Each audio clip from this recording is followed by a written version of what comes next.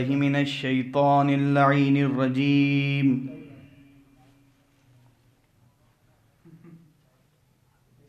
بسم الله الرحمن الرحيم.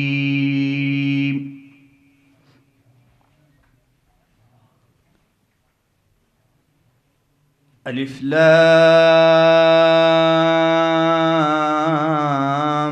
ميم را.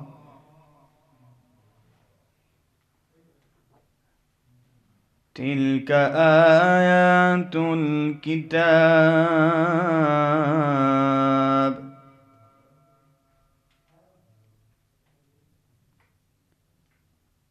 والذي أنزل إليك من ربك الحق ولكن أكثر الناس لا يؤمنون.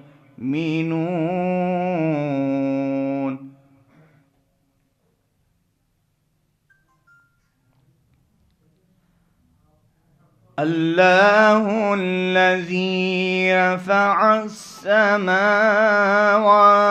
بغير عمد ترونها ثم استوى على العرش وسخر الشمس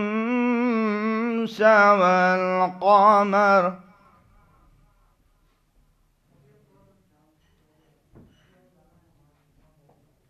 كل يجري لأجل مسمى يدبر الأمر يفصل الآيات لعلكم بلقاء ربكم توقنون.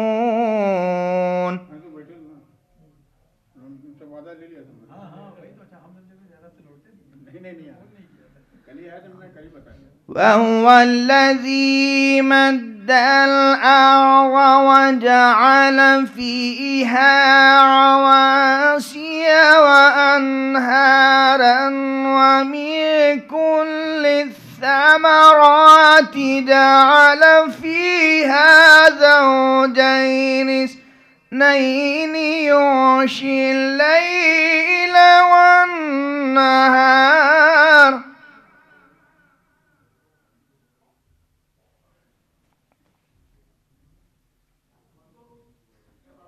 الثمرات جعل فيها زوجين اثنين يغشي الليل النهار إن في ذلك لآيات لقوم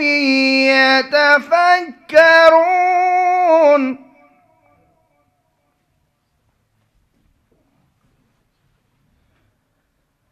وفي الأرض قطع متجاورة وجنات من أعناب وزرع ونخيل صنوان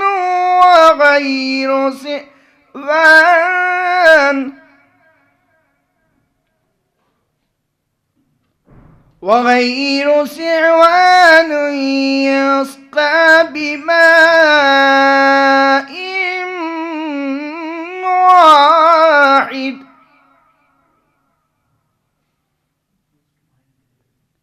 ونفصل بعض على بعض في الأكال إن في ذلك لآيات لقوم يعقلون. وإن تعجب فعجب قولهم أإذا كنا ترابا أإنا لفي خلق جديد. أولئك الذين كفروا بربهم وأولئك الأغلال في أعناقهم وأولئك أصحاب النار هم فيها خالدون. صدق الله العلي العظيم وصدق رسول النبي الكريم وصدق مولانا أمير المؤمنين علي بن أبي طالب. اللهم صل على محمد وآل محمد. اسی کے ساتھ میں گزارش گزار ہوں ظاہر کربلا معلیٰ وثانی زہرا جناب مشیر صاحب سے تشریف لائیں اور سوسخانی کا نذرانہ بارگاہ صدیقہ طاہرہ میں خراج عقیدت پیش کرے. بآواز بلند نعرہ صلوات. نعرہ صلوات. اللہم صلی علی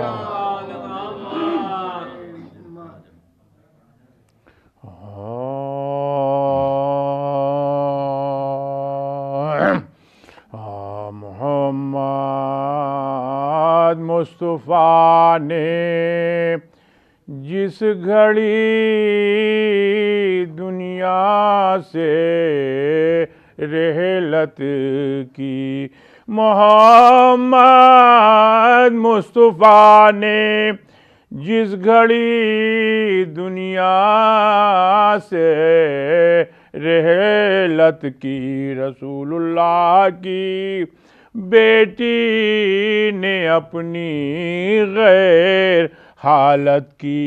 جو دن آیا تو زاری کی، جو شب آئی تو رقت کی.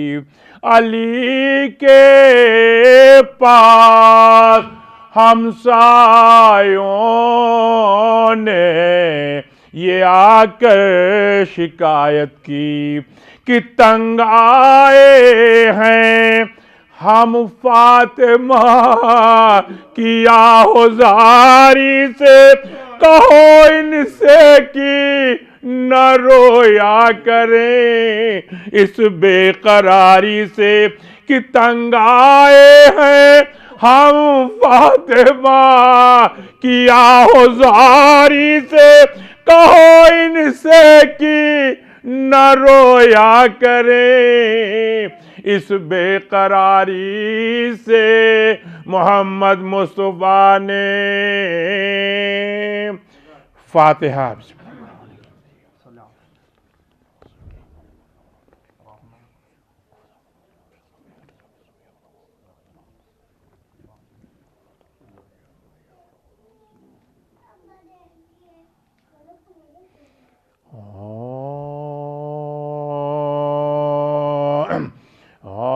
شمع حریم عرش معظم بطول ہے، شمع حریم عرش معظم بطول ہے. یک دختر رسول دو عالم بطول ہے. عصمت میں فخر ہاجرہ وہ مریم بطول ہے. بسم اللہ صحیفہ ماتم بطول ہے. یہ نالا کش رسول کی خاطر ہوئی بطول. آخر نبی کے سوگ میں آخر ہوئی بطول. تھی 9 برس کی عقد ہوا جب علی کے ساتھ 18 سال کی تھی کہ جو ہو گئی وفات. 75 روز یتیمی میں کی حیات. ارے پر گزری اتنے روزوں میں کیا کیا نواردات. یک دن شکم پر در گرا، یک دن جگر جلا، یک روز چھن گیا فداک، یک روز گھر جلا، بستر سے تھر تھراتی اٹھی تھام کر عصا، قبر نبی پفا تہائے آخری پڑھا، ہمسائیوں کے گھر گئیں رخصت کو اور کہا، لو صاحبو بحل کرو اب کوچ ہے میرا، ایذا تھی تم سبوں کو میرے شور و شین سے، ارے کل فاطمہ نہ ہوئے گی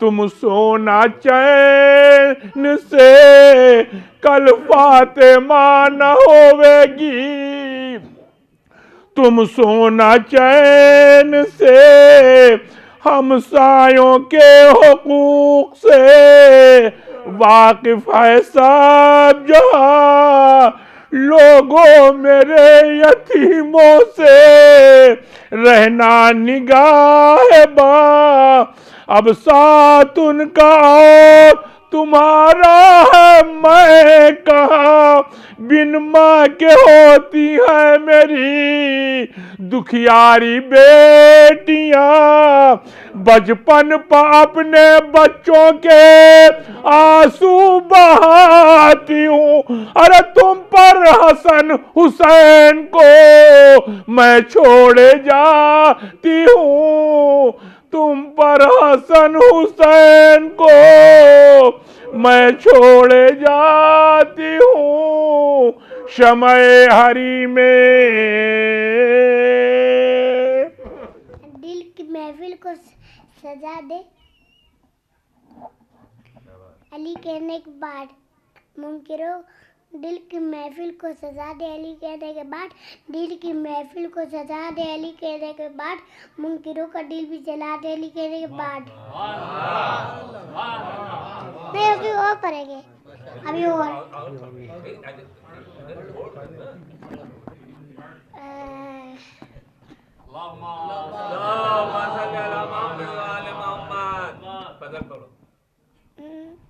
دل کی محفل کو سجا دو علی کہنے کے بعد، منکروں کا دل بھی جلا دو علی کہنے کے بعد۔ نہیں ابھی ہم ایسے یاد کریں گے نا، ایسے یاد کریں گے، ابھی دل کی محفل کو سجا دو، دل کی محفل کو سجا دو یہ علی کہنے کے بعد، منکروں کا دل بھی جلا دو یہ علی کہنے کے بعد۔ باغ جنت پہ خدا ازلی لکھا ہے، ڈالی ڈالی پہ نبی اور علی لکھا ہے، سبز پتوں پہ حسن کلیوں پہ زہرا ہے لکھا، سرخ پھولوں پہ حسین ابن علی لکھا ہے۔ صلوات۔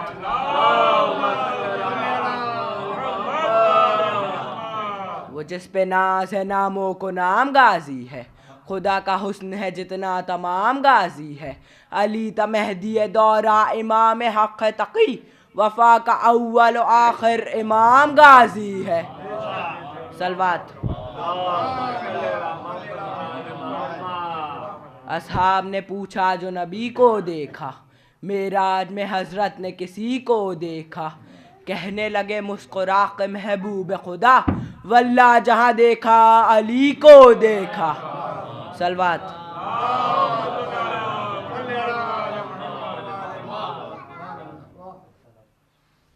شبیر کو وراثت خیر الورا ملی، عباس کو شجاعت شیر خدا ملی، قاسم کو عظمت حسن مجتبی ملی، اس گھر میں سب کو شان خدا سے جدا ملی، زینب نے پایا رتبہ اعلیٰ بطول کا، اکبر کو مل گیا ہے سراپا رسول کا۔ صلوات۔ ایک مطلع اور ایک شعر سماعت فرمائیں گے۔ سچ بات زمانے میں بتانے کے لیے ہے، سچ بات زمانے میں بتانے کے لیے ہے، یہ جھوٹ کو آئینہ دکھانے کے لیے ہے، سچ بات زمانے میں بتانے کے لیے ہے، یہ جھوٹ کو آئینہ دکھانے کے لیے ہے، اور جب مادر سردار جنا ہے تو فدک کیا،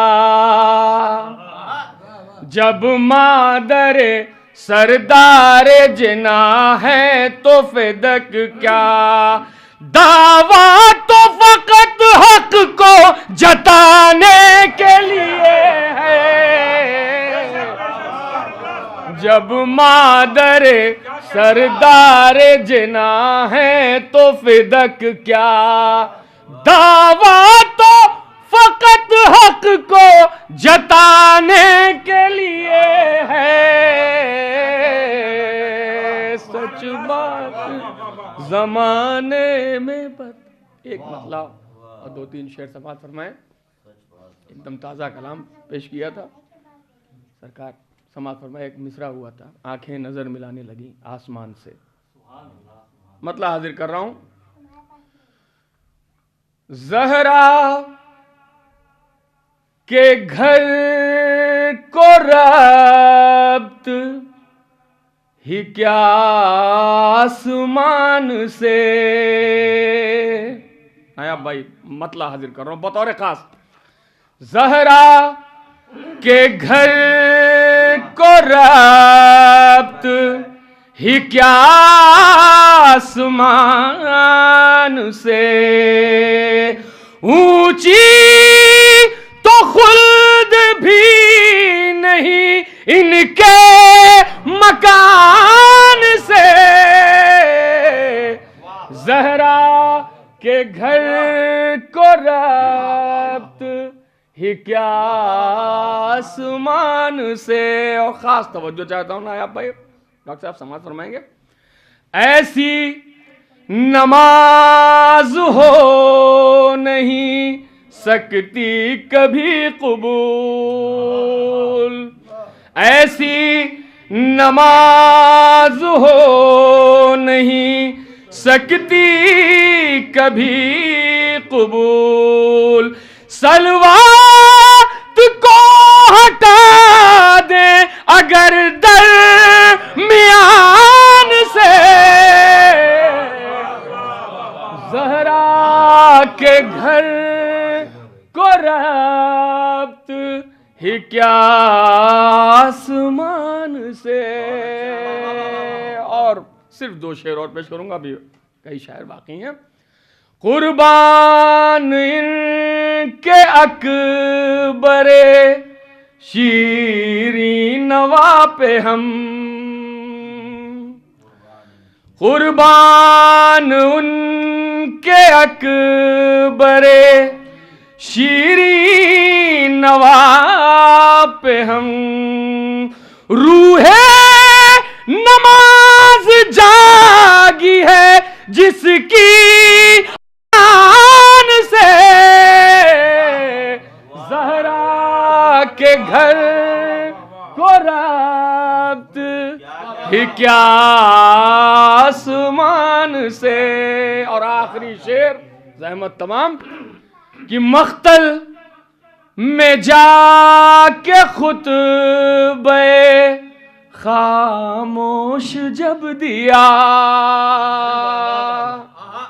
مختل میں جا کے خطبہ خاموش جب دیا، اہل زبان ہار گئے بے زبان سے، زہرا کے گھر کو آسمان. اور چھوٹی سی بہر میں 2 مطلع اور چند شعر. ایک نعرہ صلوات کا ساتھ.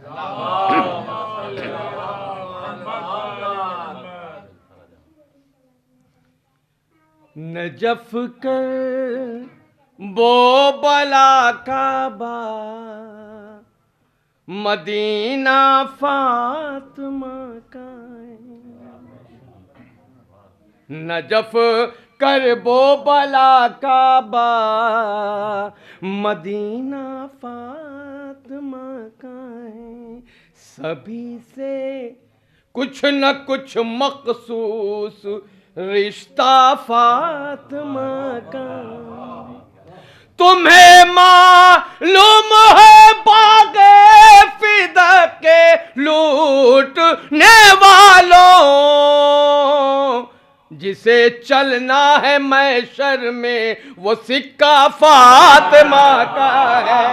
جسے چلنا ہے محشر میں وہ سکہ فاطمہ کا ہے. جسے چلنا ہے محشر میں وہ سکہ فاطمہ کا. 2 مسئلے چند شعر مطلب نیا بھائی ملاحظہ کیے گا. وار حیدر نے جب کیا ہوگا. وار حیدر نے جب کیا ہوگا ایک مرحب تھا 2 ہوا ہوگا. ایک مرحب تھا 2 ہوا ہوگا. یہ حسن مطلق خاص توجہ. وہ خدا واقعی خدا ہوگا. وہ خدا واقعی خدا ہوگا. شین سجدہ جسے کیا ہوگا. سجدہ جسے کیا ہوگا. شین سجدہ جسے کیا ہوگا. وہ خدا واقعی خدا ہوگا. وہ خدا واقعی خدا ہوگا. شین سجدہ جسے کیا ہوگا. یہاں سے شعر ملاحظہ کیے گا. محنتیں رنگ لائیں زینب کی. محنتیں رنگ لائیں زینب کی. ہر طرف ذکر کربلا ہوگا. ہر طرف ذکر کربلا ہوگا. یہ شعر بھی ملاحظہ کیے گا. آسماں ہوگا اس کے قدموں میں. آسماں ہوگا اس کے قدموں میں جس کے بھی سر پتازیا ہوگا. جس کے بھی سر پتازیا ہوگا. یہ شعر ان بھائی ملاحظہ کیے گا. بند ہیں مسجدوں کے دروازے. بند ہیں مسجدوں کے دروازے. در غازی مگر کھلا ہوگا. در غازی مگر مگر کھلا ہوگا درگاہ دی مگر کھلا ہوگا دم نکل جائے نا اندھیروں کا دم نکل جائے نا اندھیروں کا نور سے جب بھی سامنا ہوگا نور سے جب بھی سامنا ہوگا. یہ شعر خاص توجہ ملاحظہ کیے گا شیبو بھائی. نور سے جب بھی سامنا ہوگا کام اصغر کو کیا ہے میدان میں.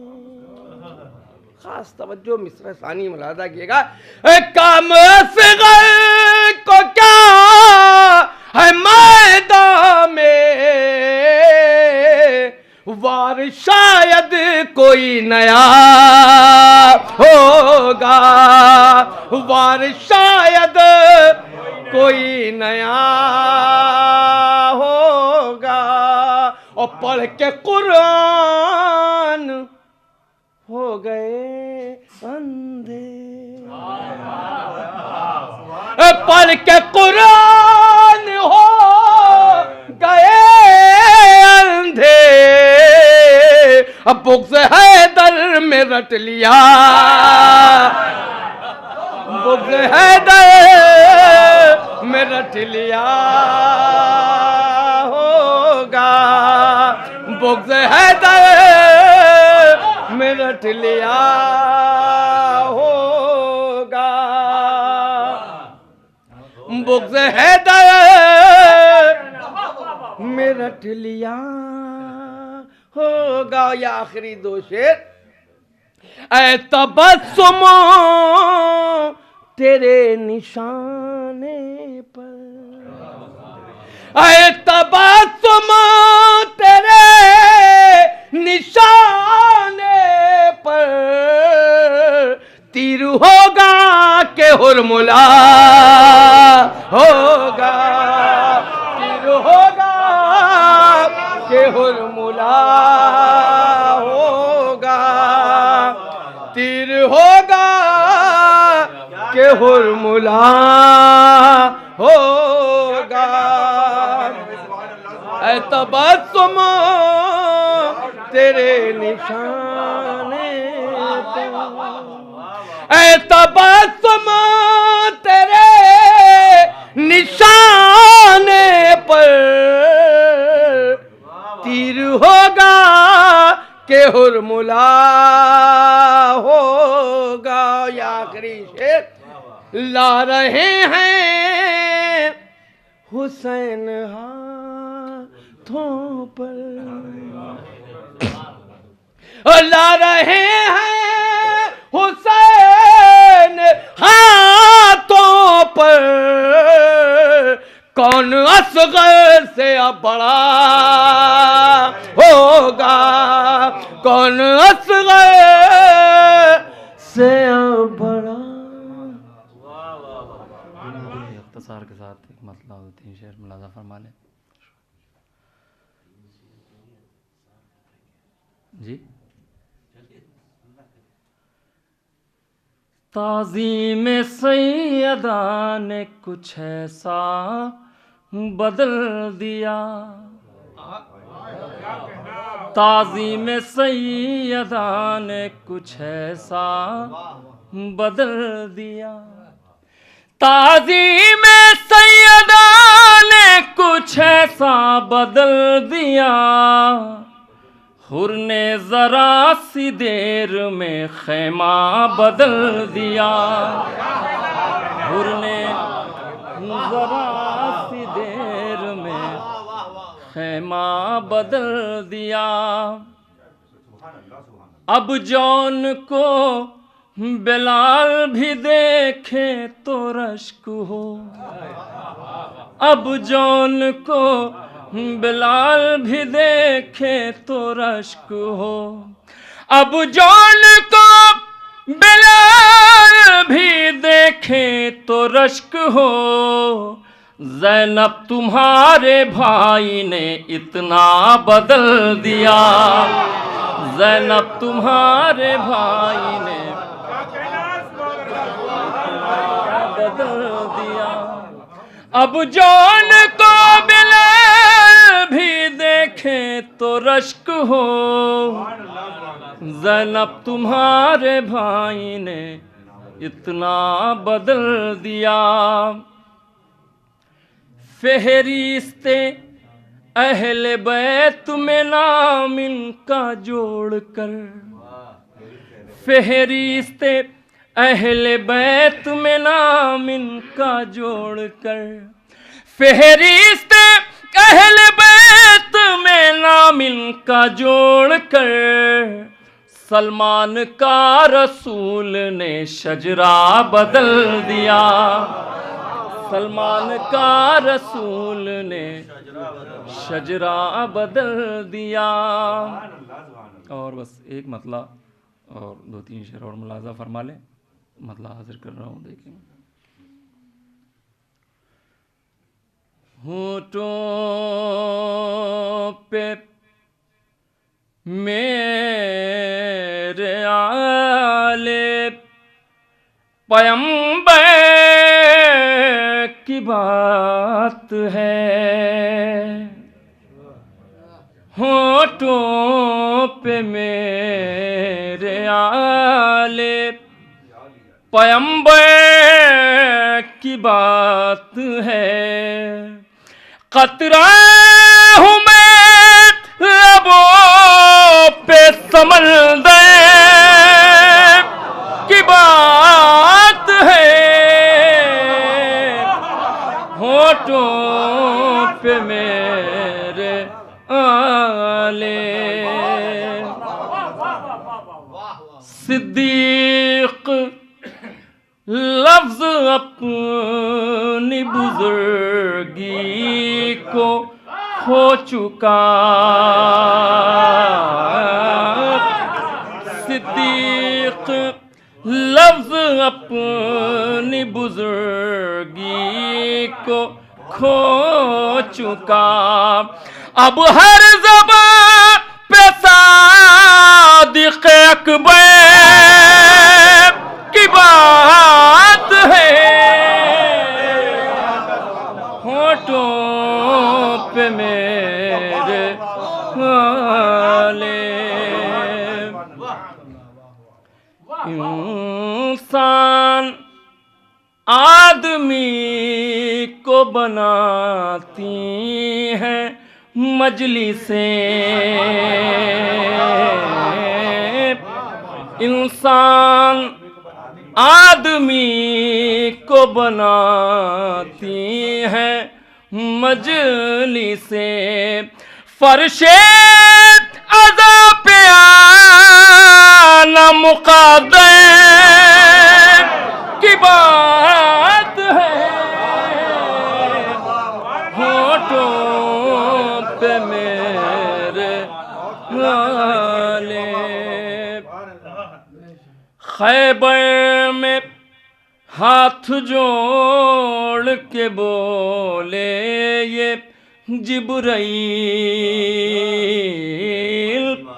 خیبر میں ہاتھ جوڑ کے بولے یہ جبرائیل، مولا سنبھالیے گا میرے پیر کی بات ہے،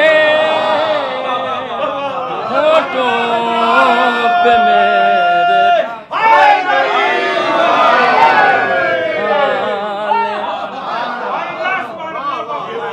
پیمبر کی بات ہے،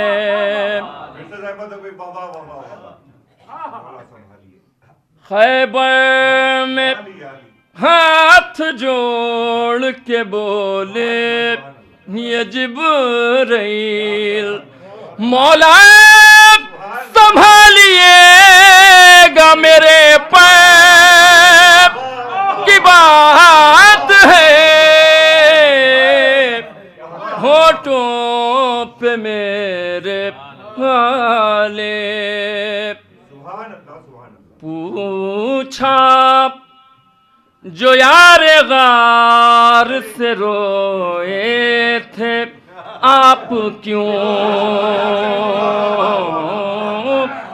پوچھا جو یار غار سے روئے تھے آپ کیوں بولے سلیم چھوڑو یہ اندر کی بات ہے ہونٹوں پہ میرے والے بر محمد آل محمد بلند ترین صلوات ممنین کرام، سب سے پہلے میں 2 مطلع اور 3-4 شعر پیش کرنا چاہتا ہوں، اس کے بعد شہزادی کی شان میں ایک منقبت کے کچھ اشعار۔ سرکار، بمبئی میں ایک مصرع ہوا تھا ابھی کہ اے سخنور روز محشر اپنا رتبہ دیکھنا، اے سخنور روز محشر اپنا رتبہ دیکھنا۔ اہل علم تشریف فرما ہے، اس لیے میں نے سوچا کہ چند اشعار۔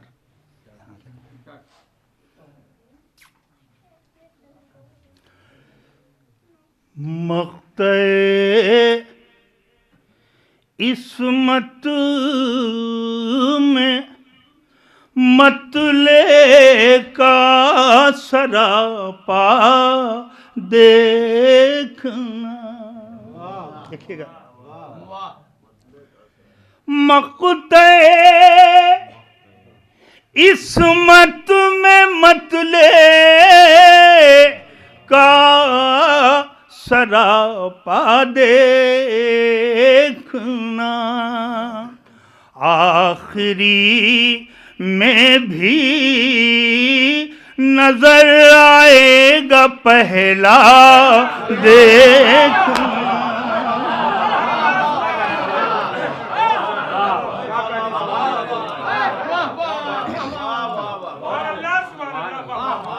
مقطع عصمت میں مطلع کا سراپا دیکھنا، آخری میں بھی نظر آئے گا پہلا دیکھنا۔ ایک مطلع اور غازی عباس کے حوالے سے، کانپتی موجوں کے ماتھے پہ پسینہ دیکھنا، مشک کو بھر لے مشک کو درود پڑھیں محمد علیہ محمد۔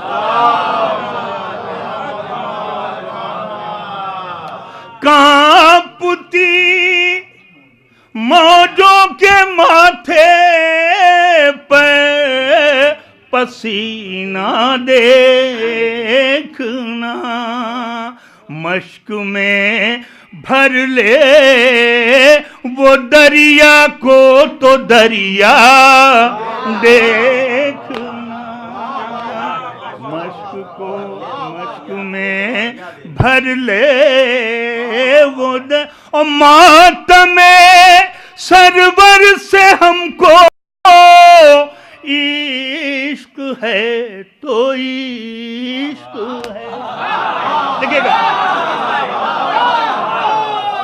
ماتم سرور سے ہم کو عشق ہے تو عشق ہے، عشق میں کیا سوچنا کیا پوچھنا کیا دیکھنا، عشق میں کیا سوچنا کیا پوچھنا کیا دیکھنا، یہ ان کی تسبیح ہے مسلوں میں نہیں بستر میں ہے۔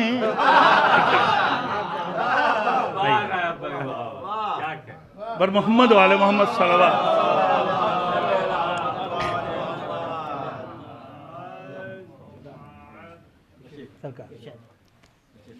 قبلہ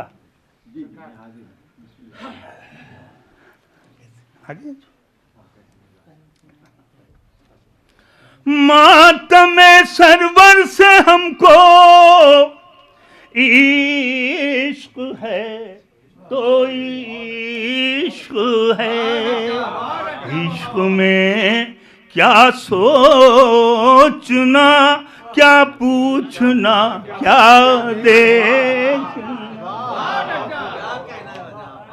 ان کی تسبیح ہے مسلوں میں نہیں بستر میں ہیں، آج تک جن کو نہ آیا استخارہ دیکھنا،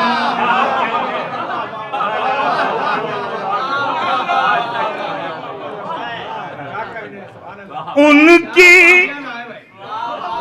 کی تسبیح ہے مسلوں میں نہیں بستر میں ہے، آج تک جن کو نہ آیا استخارہ دیکھنا، آج تک جن کو نہ آیا استخارہ دیکھنا۔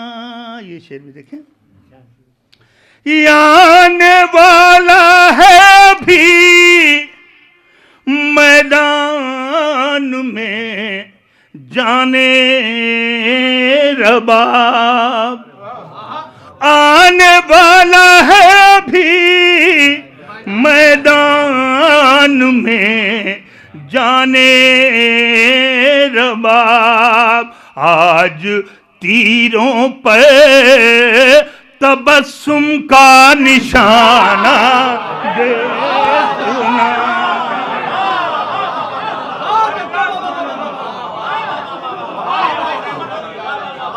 آنے والا ہے بھی میدان میں جانے رباب، آج تیروں پہ تبسم کا نشانہ دیکھنا،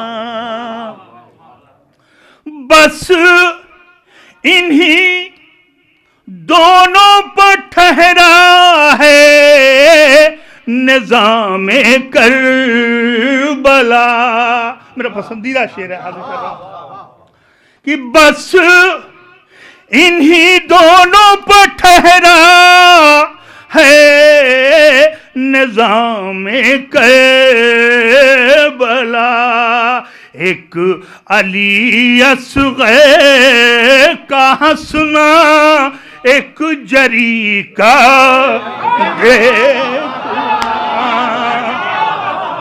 ایک علی اصغر کا ہنسنا ایک جری کا دیکھنا، ایک علی۔ اور یہ ذرا تضمین حاضر کر دے رہا ہوں چونکہ قبلہ کعبہ تشریف لا چکے ہیں، سمیٹ رہا ہوں تضمین اور اس کے بعد مقطع دیکھیں۔ اے سخنور روز محشر اپنا رتبہ دیکھ لیں، یہ مصرع خود نبی زادی کہیں گی پڑھ علی کی منقبت،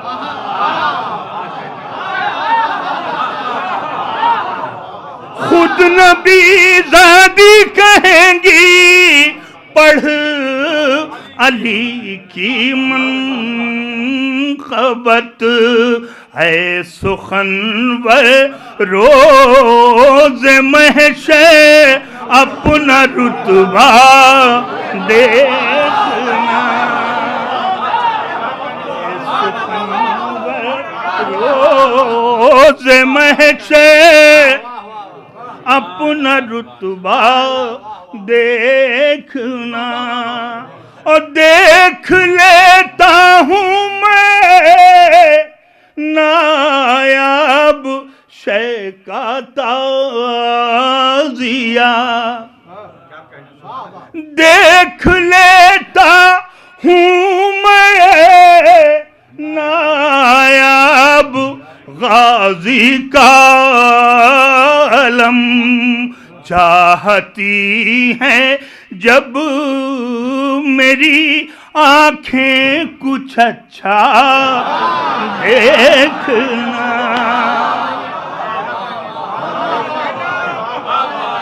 دیکھ لیتا ہوں میں نایاب شے کا تعزیہ چاہتی ہیں جب میری آنکھیں کچھ اچھا دیکھنا مقطع عصمت میں مطلع کا سراپا دیکھنا آخری میں بھی نظر آئے گا پہلا آج کی پہلی مجلس خطاب فرمانے جا رہے ہیں استاد الاساتذہ علی جناب ابن حیدر صاحب پروفیسر جامعہ ناظمیہ. آپ حضرات سے گزارش ہے ان کی صحت کے لیے بلند ترن نعرہ صلوات. امام سجاد علیہ السلام کے صدقے میں ان کو شفا عطا ہو اور ان کی صحت کے لیے سلامتی کے لیے برائے تاجر امام ظہور بلند ترن نعرہ صلوات.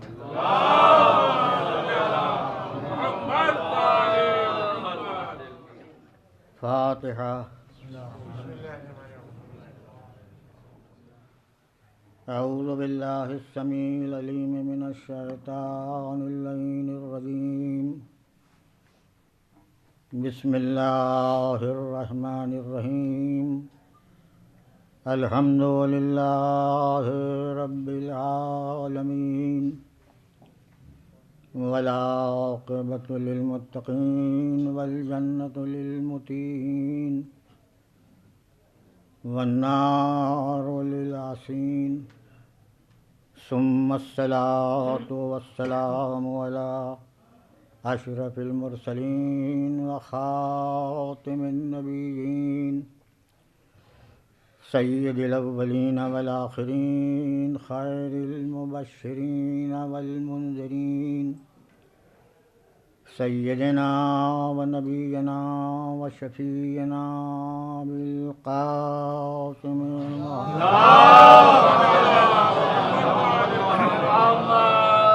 وآل محمد الطیبین الطاہرین المعصومین المظلومین من یومنا هذا إلى يوم الدین.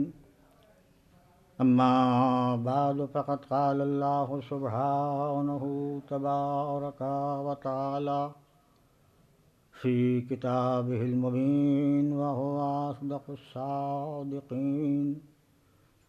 وما محمد الا رسول قد خلت من قبلہ الرسل افإن مات أو قتل انقلبتم إلى أعقابهم ومن ينقلب على عقبيه فلن يضر الله شيئا. صلوات محمد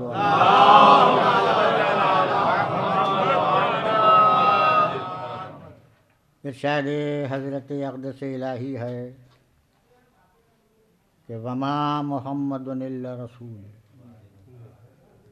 محمد کچھ نہیں، بس صرف اللہ کے رسول ہیں. قد خلت من قبلہ الرسل، ان سے پہلے بہت سے مرسلین گزر چکے.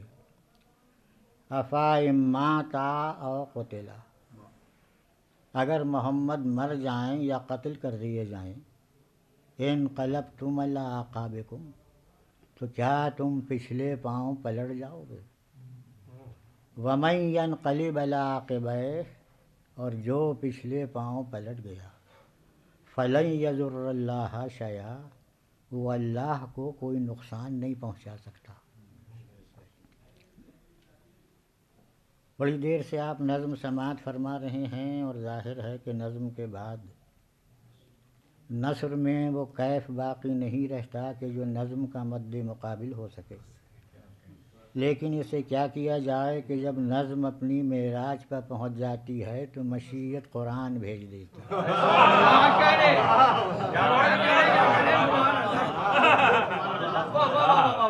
اس لیے میں نے بھی قرآن پاک کی ایک مختصر سی آیت کریمہ بحر خفیف میں تلاوت کر دی، جس سے نظم بگڑنے نہ پائے، نثر بکھرنے نہ پائے. صلوات بھیجیں محمد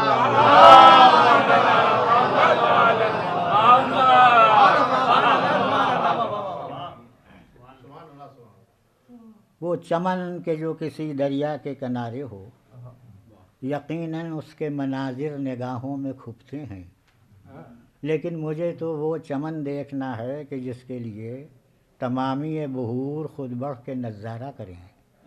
بحر رمل کو اشتیاق دید ہو، بحر بسیط بسیم بن جائے، بحر مزار بہار کی خبر دے، پھر گلزار بزم میں توسن خیال کی اینا کیوں کر موڑی جائے، اور سمند فکر کو کیوں کر کعبہ دیا جائے. اگر کوئی شہسوار سخن ہو تو بازی لے جانا آسان ہے، وہ اس قابل ہے کہ شبریز سخن کو جولاں کرے، تخیل کی پٹری جمائے، اور سبک روی سے گلستان کی سیر یوں کر جائے کہ نہ سبزے کی بساط کو خبر ہو، نہ دامن گل پر شکن. صلوات علی محمد جب کبھی زمین پیاسی ہوتی ہے تو آسمان رحمت پر ابر کرم آتا ہے اور جھوم جھوم کے برستا ہے، اور جب کبھی باد خزاں کے تند و تیز جھونکے درختوں کو بے برگ و بار بنا دیتے ہیں تو باد بہاری کو خلط وجود بخشا جاتا ہے، جس سے ان کے نخل تمنا میں وہ گل کھلتے ہیں کہ وہ پھولے نہیں سماتے. اسی طرح عالم انسانی جب کبھی اخلاقی تباہیوں میں مبتلا ہوتا ہے تو غیرت حق کو حرکت ہوتی ہے، اور آفتاب نبوت اور رسالت کی ضیابار شعائیں عالم کے ذرے ذرے کو جگمگا دیتی ہیں، جس سے سعادت و شقاوت کی راہیں ممتاز ہو جاتی ہیں، تاکہ انسان وہ راہ اختیار کرے جو اللہ کو پسند ہے اور جس پر انسانیت کا دار و مدار ہے. جس طرح سے ماہتاب اسی روشنی سے دنیا کو منور کرتا ہے جو اس نے آفتاب سے حاصل کی ہے، اسی طرح انبیاء بھی انہی علوم سے دنیا کو مستفید فرماتے ہیں جو انہوں نے درسگاہ ازل سے بلا واسطہ حاصل کیا ہے، اور ان کے علوم جبل احدیت سے چشمے کی طرح پھوٹ پھوٹ کے آبشار بن کے ظرف عصمت میں سماتے ہیں، اور جب وہ اس پانی کو لے جا کے خطا کاروں کے چہروں پر چھڑک دیتے ہیں تو اس سے آبرو مذہب پیدا ہوتی ہے. صلوات علی محمد و آلہ.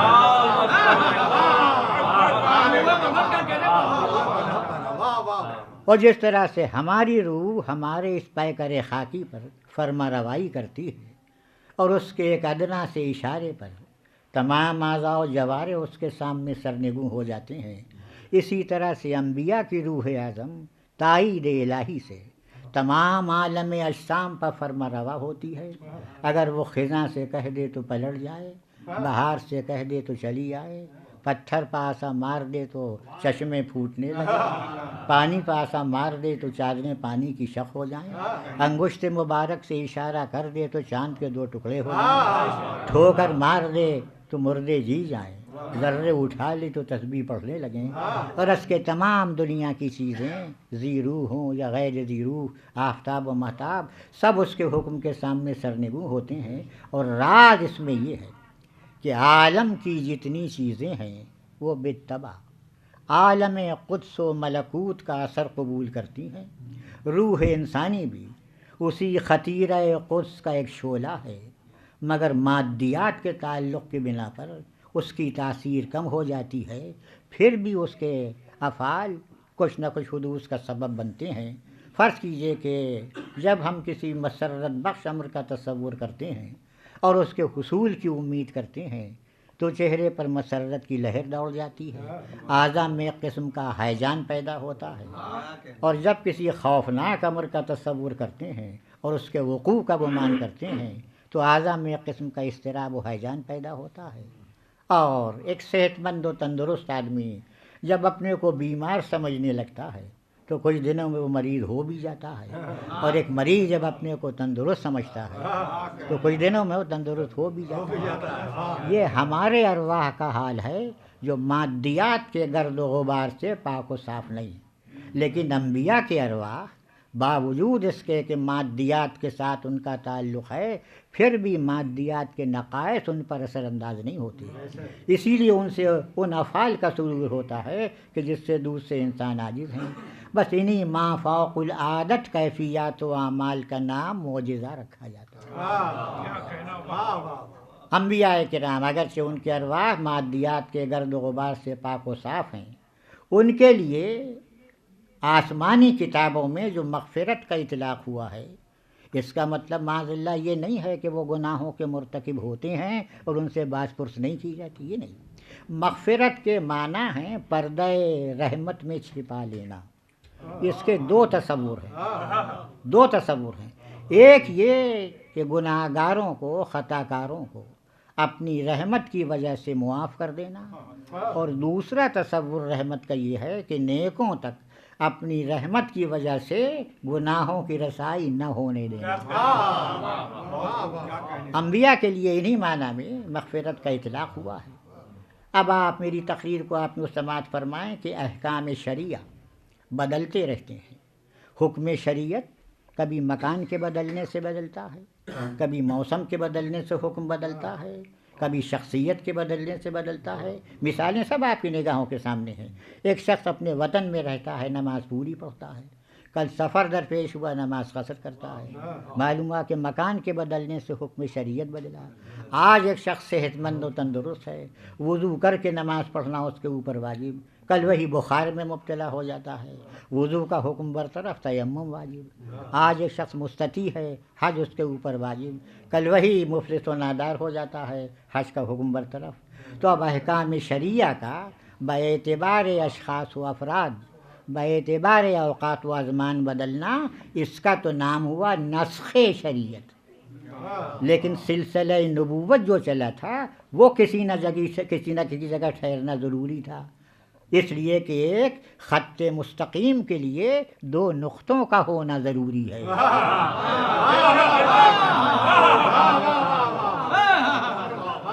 تو اب یہ خط مستقیم کہیں جا کے ختم تو ہونا چاہیے۔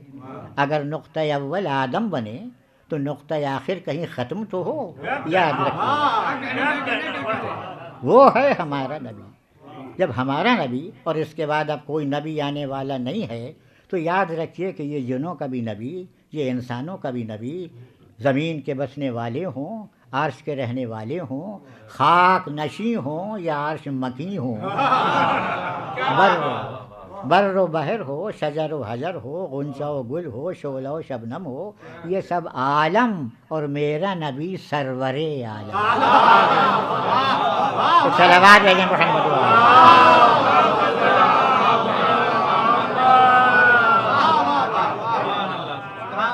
اب دیکھیے انسان جس چیز کا محتاج ہوتا ہے وہ شے زمانہ احتیاج سے پہلے بھی پائی جاتی ہے، زمانہ احتیاج میں بھی پائی جاتی ہے۔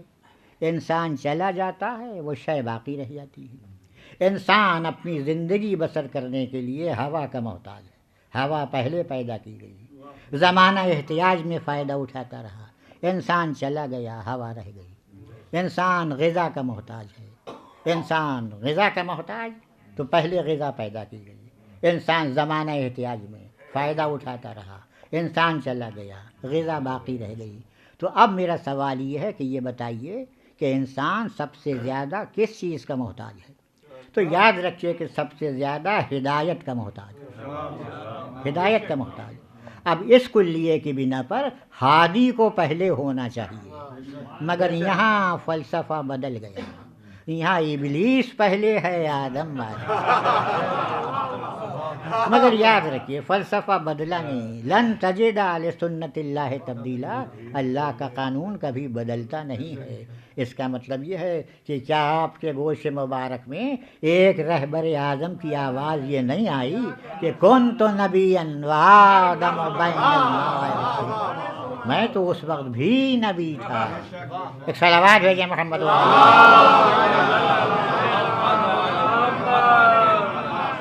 میرا ذہین مجمع غور فرمائے، اور مجھے معلوم ہے کہ میں ایک ایسی جگہ مجلس پڑھ رہا ہوں جس کے خزانہ عامرہ میں ہر دور میں وہ علمی جواہر ریزے رہے ہیں کہ جن کی چمک چشم فلک کو خیرہ کرتی رہی۔ اس یہ مسائل آپ کے لیے کوئی اجنبی نہیں ہے۔ عالم لاہوت کا چلا ہوا مسافر جب اس مادی عالم میں آتا ہے تو بظاہر اس میں نہ عقل ہوتی ہے، نہ شعور، نہ فہم ہوتا ہے، نہ ادراک، نہ ہوش ہوتا ہے، نہ خرد، نہ نظر کسی چیز پر ٹھہر سکتی ہے، نہ سامعہ کسی آواز کو سن سکتا ہے، نہ اسے بولنے کا ڈھنگ آتا ہے، نہ بدیہیات سامنے ہوتے ہیں، نہ نظریات پیش نظر ہوتے ہیں، نہ وہ کم جانتا ہے، نہ وہ کیف جانتا ہے، نہ وہ شریعت جانتا ہے، نہ وہ طریقت جانتا ہے، کچھ نہیں۔ جب مبدأ فیاض کی بارگاہ سے ابر کرم برستا ہوا اٹھتا ہے تو جس نے چلو لگا دیا آبرو رہ گئی، جس نے ظرف بڑھا دیا چھلکنے لگا۔ اب رفتہ رفتہ عقل بھی آتی ہے، شعور بھی پیدا ہوتا ہے، تو ایک نظر وہ عالم کی چیزوں کو دیکھتا ہے، بیاض ہستی کی سطروں کا مطالعہ کرتا ہے، کتاب امکانی کا ہر حرف اس کی نگاہوں میں رہتا ہے، دیوان عالم کا مطلع و مقطع وہ پڑھنا شروع کرتا ہے، وہ دیکھتا ہے کہ اس کے زیر قدم زمین کا فرش ہے، وہ دیکھتا ہے کہ بالائے سر فلک کا شامیانہ ہے جس کی وسعت اس کے حدود خیال سے بالا تر ہے، وہ بہتا ہوا دریا بھی دیکھتا ہے تو بڑھتے ہوئے قدم رک جاتے ہیں۔ عبد و معبود میں دل ہی دل میں مکالمہ ہوتا ہے کہ میرے معبود ایک ایسی تیری مخلوق ہے جس کے جود و عطا، فیض و بخشش کی سبیلیں دنیا میں عام ہیں، جس کی فیاضیوں کا یہ عالم کہ خود پیاسوں کو صحرا بصحرا ڈھونڈتا ہوا، جنگلوں جنگلوں تلاش کرتا ہوا، کوہستانوں میں آوازیں دیتا ہوا چلا جا رہا ہے۔ نہ دشت کی دہشت کا خطرہ ہے، نہ پرہول وادی سے خوف ہے، نہ نشیب و فراز سے غرض ہے، پیاسوں کی چاہ ہے جو لیے جا رہی ہے۔ اس جستجو میں وہ پہاڑوں سے سر بھی ٹکراتا ہے، کوہ کنی بھی کرتا ہے، مختلف جنگلوں کی خاک بھی چھانتا ہے، بہزار جستجو جب کوئی تشنہ کام ملتا ہے تو حباب ساغر لے کے بڑھتے ہیں، جب کوئی مسافر آ جاتا ہے تو چادر آب بستر لگا دیتی ہے، جب کوئی نادار آ جاتا ہے تو صدف اپنی جھولیوں میں گوہر لے کے بڑھتے ہیں۔ زمین والوں کا ذکر نہیں، فلک کی کائنات بھی مستفید ہوتی ہے۔ مہتاب طلوع کرتا ہے، اپنے کلف کو دھوتا ہے، لیلہ شب آتی ہے، اپنی آنکھوں کا کاجل چھوڑاتی ہے، صبح طالع ہوتی ہے، چہرے کا گرد و غبار دھوتی ہے، آفتاب نکلتا ہے تو دن بھر دھوپ اپنا بستر لگا کے تپے محرقہ کا علاج کرتی ہے۔ ایک صلوات بھیجیں محمد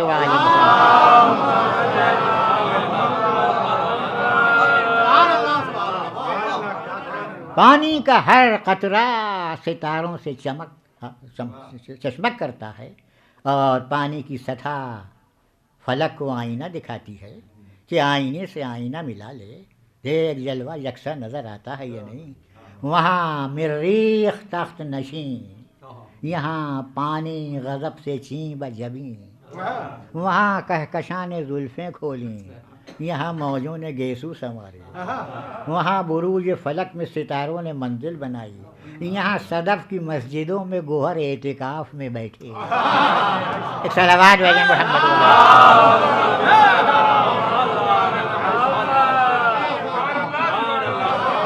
دیکھوں گا جانے والے تیری تو یہ منزل نہیں ہے۔ گلشن عالم میں ایک ایک گل، ایک ایک ورق وہ نظر آئے گا کہ جس پر کہ قدرت کی تحریریں ہوں گی۔ آخر یہ تمام چیزیں ایک سیاح کو اپنی طرف متوجہ کر کے اس سے سوالات کرتی ہیں کہ یہ انواع و اقسام کے حیوانات، یہ پہاڑوں کی فلک بوس چوٹیاں، یہ سمندروں کی طوفان خیز موجیں، یہ اجسام مرکبہ، یہ تمام چیزیں کس چیز سے بنی، ان کی اصل کیا ہے، ان کا مادہ کیا ہے، ان کو کس نے بنایا ہے۔ بس یہیں سے فلسفے کا آغاز ہوتا اور حیولہ و صورت، زمانہ و غرض آفرینش اور خلاق عالم کے ذات و صفات کے مباحث یہیں سے پیدا ہونے لگتے ہیں۔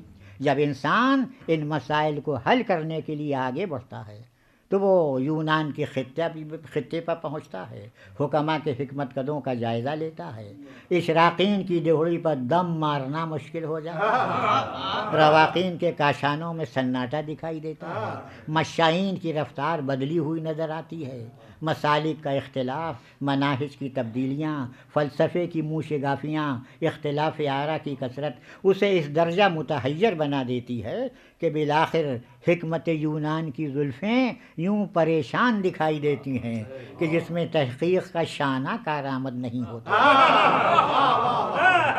میں کہتا ہوں کہ یہ مسائل کب کے حل ہو چکے ہوتے اگر انسان اس کارواں کے پیچھے چلتا کہ اگر کارواں نہ ملتا تو کم از کم گرد کارواں مل جاتی جس پر تیمم تو صحیح ہو جاتا۔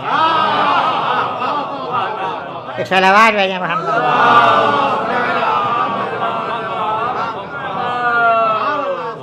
لیکن جب وہ کارواں سے الگ ہوتا ہے، دانے بائیں دیکھتا ہے کہ آخر یہ موجودات عالم، یہ اجسام مرکبہ کس چیز سے بنے؟ بھئی اگر یہ تمام چیزیں آگ، ہوا، مٹی، پانی سے بنی ہیں جن کو عناصر اربع کہا جاتا ہے، تو سوال یہ ہے کہ عناصر اربع کس چیز سے بنے؟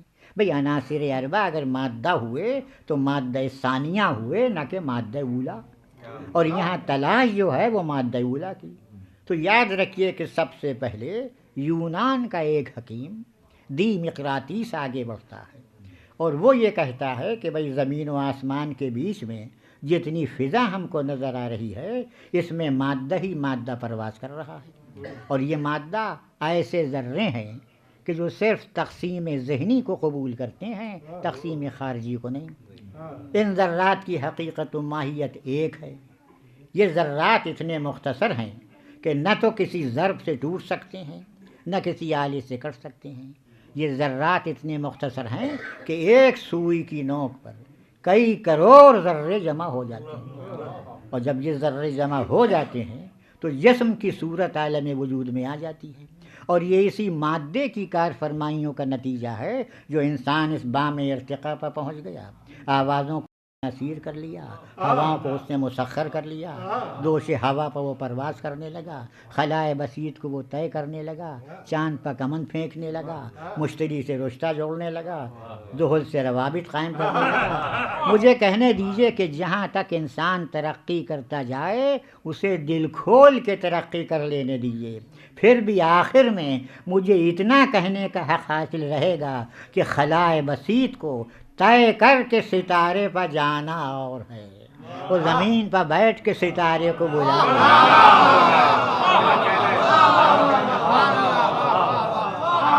صلوات بھیجیں محمد وآلہ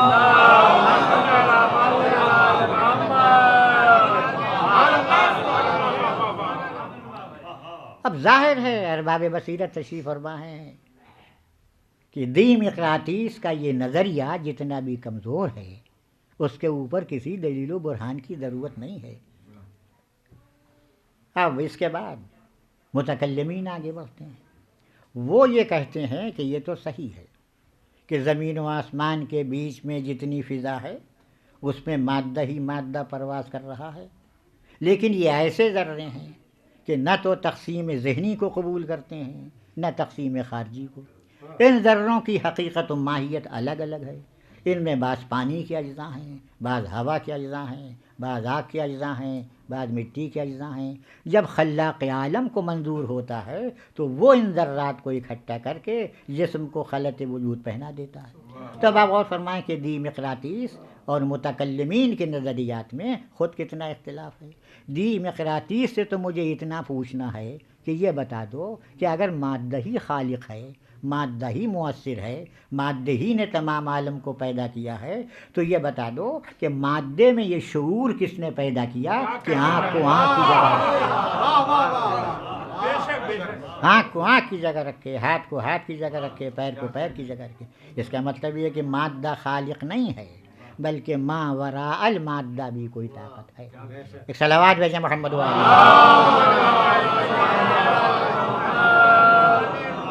اب دونوں کے نظریات میں اختلاف آپ کو معلوم ہے کہ دی مقراطیس مادے کو مؤثر مان رہا ہے، متکلمین متاثر مان رہے ہیں. دی مقراطیس مادے کو خالق مان رہا ہے، متکلمین مخلوق مان رہے ہیں. تو دونوں کے نظریات میں کتنا اختلاف ہے. اب یہ موقع تھوڑی ہے کہ میں آپ کو ان مسائل میں الجھا دوں اور آدھے سے زیادہ مجلس کو سلا دوں. ایک صلوات بھیجیں محمد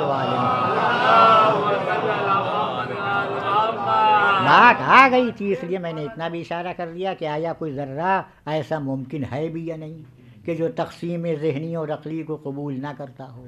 اور جب وہ تقسیم ذہنی و عقلی کو قبول نہیں کرتا تو ایسے اجزاء سے جسم کی تشکیل کیوں کر ممکن ہے؟ اگر مادے میں حس ہے نہیں تو حس کی قوت دی کس نے؟ اگر مادہ ایک ہی قسم کا ہے تو اختلاف اثرات و نتائج کیوں کر ہوا؟ اگر مادہ مختلف قسم کا ہے تو ایک سے زائد قدیم کیوں کر ہوئے؟ سارے مباحث اپنے اپنے مقام پر تصفیہ طلب ہیں. آخر میں ایک مقولہ ارسطو کا اور سن لیجیے. اس کا کہنا یہ ہے کہ مادہ اولا ایک جوہر بسیط ہے کہ جو خود تو جسم نہیں ہے مگر جسم کی صورت قبول کرنے کی اس میں صلاحیت ہے. جیسے دانہ خود تو درخت نہیں ہے مگر درخت کی صورت قبول کرنے کی صلاحیت ہے. ایک دانہ زمین میں ڈالا، کچھ عرصے کے بعد روح نباتی نے پانی سے چھیڑ کی، شاخوں نے اپنے دست و بازو اتنے پھیلائے کہ پورا قافلہ اس کے سائے میں پناہ لینے لگا. کم از کم یہ منظر دیکھنے کے بعد میرا تعجب ختم ہو جاتا ہے کہ جب اتنا بڑا شجر ایک تخم میں چھپ سکتا ہے تو کیا سارا قرآن نقطے میں نہیں؟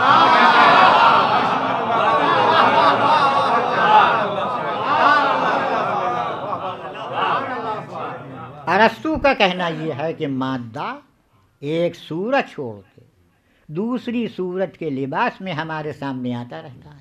وہ کہتا ہے کہ فرض کرو کہ اگر پانی ہوا ہو جائے تو سوائے اس کی اور کیا کہا جا سکتا ہے کہ پہلے پانی کی شکل تھی اور اب اس کی جگہ ہوا کی شکل آ گئی. لیکن وہ چیز کہ جس میں پہلے پانی کی شکل تھی اور بعد میں ہوا کی شکل آئی وہ اپنے مقام پر باقی ہے. بس جو باقی ہے اس کا نام ہے مادہ اور حیولہ، اور جو بدل رہی ہے اس کا نام ہے صورت. میں مثال سے واضح کروں، ایک ہی مادہ جب مختلف صورتوں میں ہمارے سامنے آتا ہے تو نام بھی بدلتا ہے اور کام بھی بدلتا ہے. میں مثال سے واضح کروں، فرض کیجیے ایک مادہ ہے جس کا نام ہے لوہا. اس لوہے سے آپ نے قلم بنایا، اس کا نام ہو گیا قلم، اس کا کام ہو گیا لکھنا. اسی سے چھری بنائی، اس کا نام ہو گیا چھری، اس کا کام ہو گیا کاٹنا. اسی سے تلوار بنائی، جہاد کے کام آئی. اسی سے زرہ بنا لی، جسم کی حفاظت کا کام دینے لگی. اسی سے سپر بنا لی، دشمن کا وار روکنے کے کام آئی. مادہ ان سب کا ایک ہے لوہا، لیکن شکل و صورت کے بدلنے سے نام بھی بدل رہا ہے اور کام بھی بدل رہا ہے. بھئی درخت کی ساری لکڑیاں ایک ہی کام میں تھوڑی آتی ہیں. انہی لکڑیوں کو جمع کر کے دروازے بنا لیے، مکان میں لگانے کے کام آ گئے. کھڑکیاں بنا لیں، رونق دوبالا ہو گئی. زری بنا لی، عزا خانے میں رکھنے کے کام آیا. ممبر بنا لیا، خطیب کے کام آیا. صندوق بنا لیا، گھر گرہستی رکھنے کے کام آیا. قلم دان بنا لیا، قلم دعوات رکھنے کے کام آیا. ساری یعنی سب کا مادہ ایک ہے. ان میں جو بڑے قد و قامت والی تھیں میں نے انہیں بھی بیکار نہیں چھوڑا، چھت میں ڈال دیا۔ ان میں جو چھوٹے قد و قامت والی تھی میں نے انہیں بھی رائگاں نہیں چھوڑا، سجدگاہ بنا لی۔ سفر کرتا ہوں تو ایک چھوٹی سی سجدگاہ جیب میں رکھ لیتا ہوں، وقت آتا ہے تو نکال کے سجدہ بھی کرتا ہوں۔ اب اگر میرے مکان کی کوئی کڑی سجدگاہ کے مقابل بھی یہ شکوہ کرنے لگے کہ آپ نے سجدگاہ کو تو جیب میں رکھا، مجھے کیوں نہ رکھا، میں نہ کہوں گا سرکار ذرا میری جیب عقیدت کو دیکھیے، میری جیب عقیدت کو دیکھیے اور اپنے قد و قامت کو دیکھیے۔ ارے ہمارے یہاں قد و قامت سے کچھ نہیں ہوتا، صلاحیت دیکھ کے من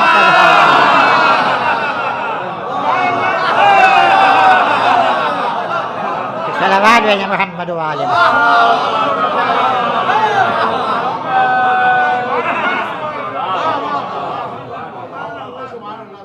سب کچھ بنا لیا۔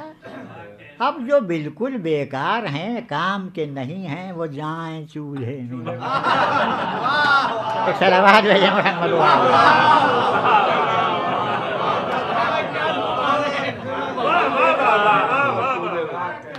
تو معلوم ہوا کہ مادہ ان سب کا ایک ہے، شکل و صورت بدل رہی ہے۔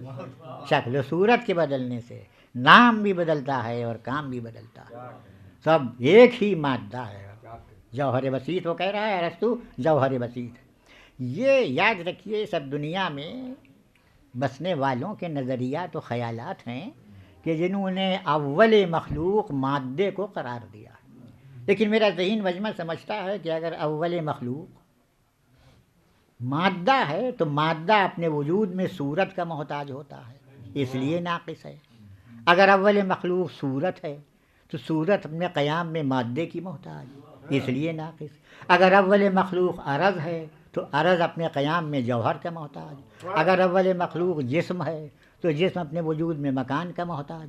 تو اب ماننا پڑے گا کہ سب سے پہلی مخلوق وہ ہونا چاہیے کہ جو کمال ہی کمال ہو، اس میں کسی قسم کا نقص نہ ہو، اس لیے کہ نقص مصنوع نقص صانع کا پتہ بتاتا کہ اگر بنانے والے میں یہ کمی نہ ہوتی تو اس کی بنائی ہوئی چیز میں یہ نقص نہ پایا جاتا۔ میں کہوں گا فلسفے والو، اگر بولنا نہ آئے تو اپنی زبانوں کو بند رکھو، یہ تمہاری ہنگامہ آرائیوں کا نتیجہ ہے جو افلاک چکر میں ہیں، ستارے آنکھیں پھاڑ پھاڑ کے دیکھ رہے ہیں، چاند کا چہرہ اترا ہوا ہے، ہواؤں کے دم گھٹ رہے ہیں، سمندروں میں طوفان برپا ہے، زمین خاک اڑا رہی ہے۔ اگر تمہیں بولنا نہ آئے تو اپنی زبانوں کو بند رکھو، جسے تم مادہ اولا اور جوہر بسیط سے تعبیر کر رہے ہو، اسی کو میرے نبی کی حدیث نور محمدی بتا رہی ہے۔ صلوات بھیجیں محمد۔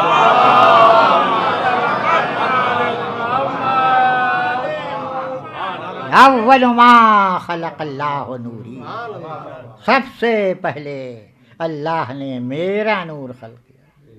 اب یہاں پہنچنے کے بعد مناقب کی کتابوں میں مجھے متضاد حدیثیں ملتی ہیں۔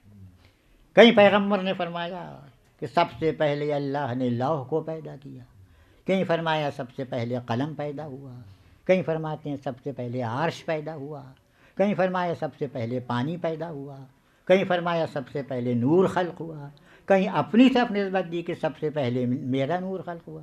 تو اب ظاہر ہے کہ تمام کی تمام چیزیں ایک وقت میں تو ممکن نہیں ہے نا۔ فلسفے نے اسے باطل کر دیا یہ کہہ کے کہ الواحد لا یصدر عنہ الا الواحد، ایک سے ایک وقت میں ایک ہی چیز صادر ہو سکتی ہے، مختلف چیزیں تو نہیں۔ تو اب یہ ایک وقت میں میاں متضاد قسم کی حدیثیں کیسے صحیح ہو سکتی ہیں؟ بس ایک مثال سے واضح کروں، یاد رکھیے گا کہ مثال حقیقت نہیں ہوتی، حقیقت سے قریب کر دیتی ہے، قریب کر دیتی۔ فرض کیجئے کہ اس مجلس کا اعلان ہوا، فرش بچھایا گیا، حضرات تشریف لائے، میں نے مجلس پڑھی، مجلس ختم ہوئی، مجمع اپنے گھر کو چلا۔ ایک نے دوسرے سے پوچھنا شروع کیا، بھائی آپ کو معلوم آج سب سے پہلے کون آیا تھا؟ انہوں نے کہا بھائی ہم کیا بتائیں، آج ہم ہی ذرا دیر سے نکلے ہیں، پتہ نہیں کون آیا تھا۔ اچھا فرض کی اسی مجمع میں میرے استاد محترم تشریف فرما تھے، ان سے پوچھا، ان کا سب سے پہلے میرا شاگرد آیا تھا۔ کوئی شاگرد موجود تھا، اس سے پوچھا، اس نے کہا میرے استاد آئے تھے۔ میرا بیٹا موجود تھا، اس سے پوچھا، اس نے کہا سب سے پہلے میرے باپ آئے تھے۔ میرا کوئی دوست موجود تھا، اس سے پوچھا، اس نے کہا سب سے پہلے میرے دوست آئے تھے۔ کوئی رشتہ دار تھا، اس سے پوچھا، اس نے کہا سب سے پہلے میرے رشتہ دار آئے تھے۔ تو آپ نے غور فرمایا کہ وہ استاد بھی میں ہی ہوں، وہ شاگرد بھی میں ہی ہوں، وہ باپ بھی میں ہی ہوں، وہ دوست بھی میں ہی ہوں، وہ رشتہ دار بھی میں ہی ہوں۔ صرف اعتباری فرق ہے۔ اعتباری فرق کا کیا مطلب؟ یعنی اس اعتبار سے کہ وہ میرے استاد ہیں میں ان کا شاگرد ہوا، اس اعتبار سے کہ وہ میرے شاگرد ہیں میں ان کا استاد ہوا، اس اعتبار سے کہ وہ میرا بیٹا ہے میں اس کا باپ ہوا۔ تو اب معلوم ہوا کہ اعتبار کے بدلنے سے نام بدلتا ہے، حقیقت نہیں۔ ایک صلوات بھیجیں بڑا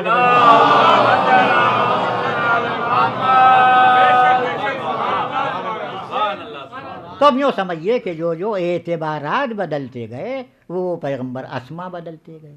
جب اس اعتبار سے دیکھا کہ نقاش علوم ہے تو اسے قلم کہہ دیا، جب اس اعتبار سے دیکھا کہ امور غیب نقش ہیں اسے لوح کہہ دیا، جب اس اعتبار سے دیکھا کہ بقائے عالم کا سبب ہے اسے پانی کہہ دیا، جب علو مرتبہ کے اعتبار سے دیکھا عرش کہہ دیا، جب دفع ظلمت کے اعتبار سے دیکھا نور کہہ دیا، اور جب ماہیت کے اعتبار سے دیکھا تو نور محمد کہہ دیا۔ صلوات بھیجیں محمد۔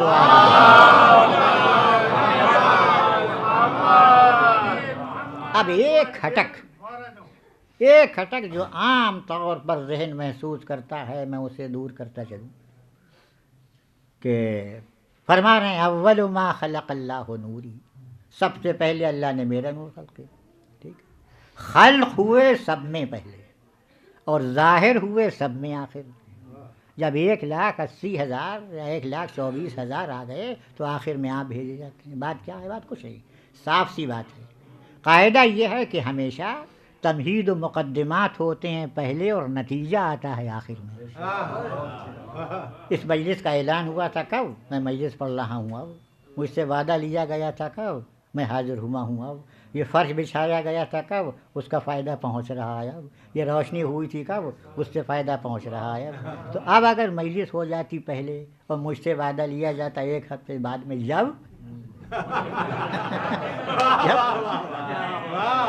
نتیجہ یہ ہوتا کہ مقصود حاصل نہ ہوتا۔ تو یاد رکھیے کہ ہمارا نبی ہے مقصود کل۔ حدیث قدسی پکار کے کہہ رہی ہے کہ لولاک لما خلقت الافلاک، ہمارے حبیب اگر آپ نہ ہوتے تو کچھ نہ ہوتا۔ نبی ہے مقصود کل، چونکہ مقصود کل آنے والا ہے لہذا زمین کا فرش پہلے سے بچھایا جائے، آسمان کا شامیانہ پہلے سے لگایا جائے، ستاروں کا چراغاں پہلے سے کیا جائے، شمس و قمر کی قندیلیں پہلے سے روشن ہوں، دریاؤں کی سبیلیں پہلے سے لگائی جائیں۔ چونکہ مقصود کل آنے والا ہے لہذا آدم جاؤ جا کے دربار آراستہ کرو، نوح جاؤ جا کے چھڑکاؤ کر دو، ابراہیم جا کے باغ لگا دو، موسیٰ جا کے چراغ جلا دو، سلیمان جا کے فرش بچھا دو۔ جب دنیا سج جائے، دربار آراستہ ہو جائے، تب ام القریٰ کی گود میں آمنہ کا لال۔ صلوات بھیجیں محمد۔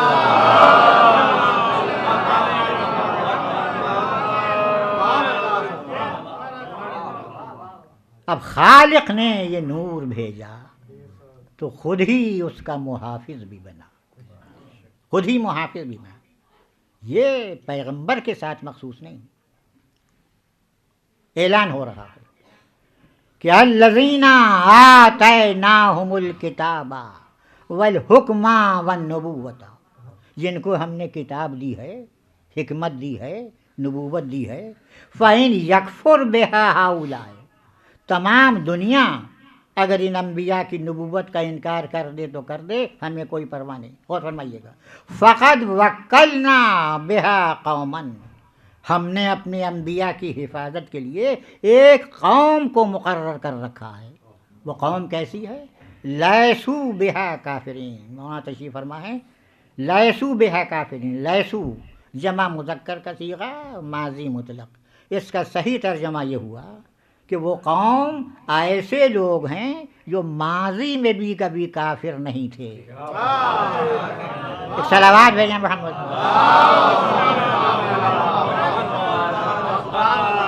ماضی میں بھی کبھی کافر نہیں تھے، چلیے ایک کلیہ معلوم ہو گیا کہ نبی کی حفاظت وہی کرے گا جو ماضی میں بھی کبھی کافر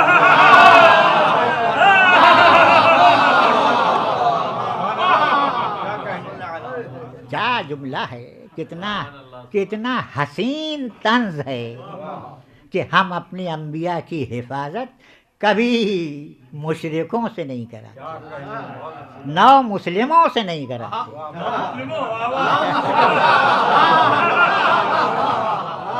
انبیاء کی حفاظت وہی کرے گا جو کبھی ماضی میں بھی صنم پرست نہ رہا۔ اب دیکھیے قوم کا اطلاق، مطالب و مفاہیم تو اس مجلس کے بعد آپ سماعت فرمائیں گے، میں نے تو پیشخانی کر دی ہے آپ کی خدمت میں حاضر ہو کے۔ تو قوم کا اطلاق جس طرح سے ایک گروہ پر ہوتا ہے اسی طرح سے ایک فرد پر بھی، امت کا اطلاق جس طرح سے ایک جماعت پر ہوتا ہے اسی طرح ایک فرد پر بھی۔ جناب ابراہیم کو قرآن نے امت کہا ہے، ان ابراہیم کان امتن قانتا للہ، ابراہیم ایک تھے مگر اپنی ذات کے اعتبار سے ایک امت کے برابر تھے۔ چلیے ایک کلیہ معلوم ہو گیا کہ چاہے نبی کی حفاظت کرنے والا ایک ہو مگر اپنی ذات کے اعتبار سے ایک قوم کے برابر ہوگا۔ یہ ایک عام کلیہ۔ اب آئیے اپنے نبی کا حال سنیے۔ سورہ فرقان مکی سورہ، مکے میں نازل ہوا۔ اس کی آیہ مبارکہ پہلے سنیے کہ ان ھذا الا افک افتراہ واعانہ علیہ قوم آخرون، ذہن میں رکھیے گا یہ مکی آیت ہے۔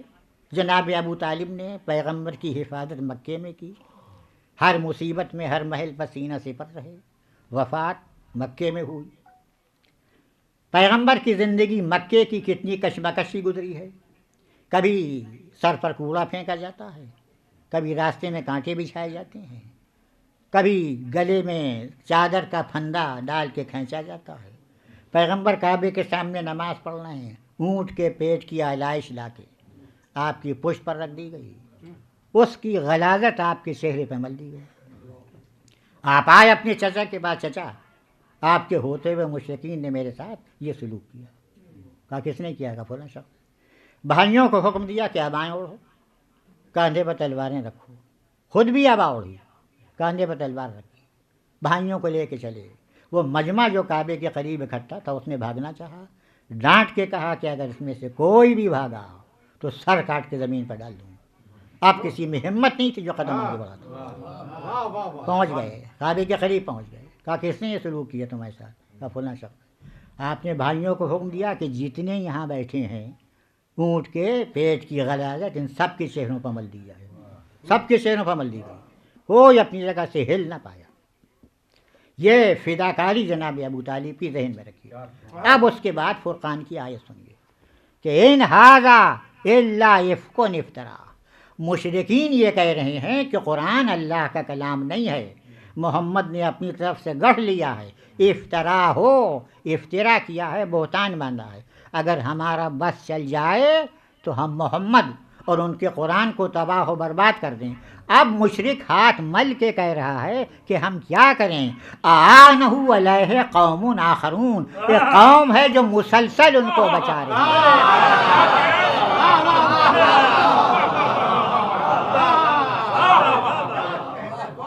مسلسل یہ قوم، اس کا کام ہے دین کی حفاظت کرنا۔ چلیے بات مختصر کرنا ہے۔ یہ تو مکے کی قوم ہوئی۔ اب مدینے کی قوم، سورہ مائدہ مدنی ہے، یہ مدینے میں نازل ہوئی۔ ارشاد ہوتا ہے کہ یا ایھا الذین آمنوا من یرتد منکم عن دینہ فسوف یأتی اللہ بقوم یحبہم ویحبونہ، اے اہل ایمان، تم میں سے جو مرتد ہو جائے گا، اپنے دین کو چھوڑ کے بھاگے گا تو ہو جائے، ہمیں کوئی پرواہ نہیں۔ اللہ محمد کی حفاظت کے لیے ایک ایسی قوم کو لائے گا، یحبہم، اللہ اس قوم کو دوست رکھتا ہوگا اور وہ قوم اللہ کو دوست رکھتی ہوگی۔ قرآن نے اس قوم کا نام نہیں بتایا، مگر پیغمبر نے خیبر میں عالم دے کے بتا دیا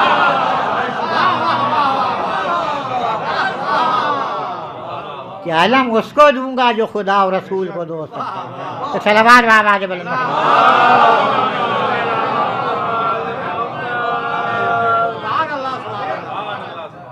اب آئیے جب یہ آیت نازل ہوئی یا ایھا الذین آمنوا اتقوا اللہ، اے اہل ایمان تقوی الہی اختیار کرو، وابتغوا الیہ الوسیلہ، اور اس تک پہنچنے کا وسیلہ تلاش کرو.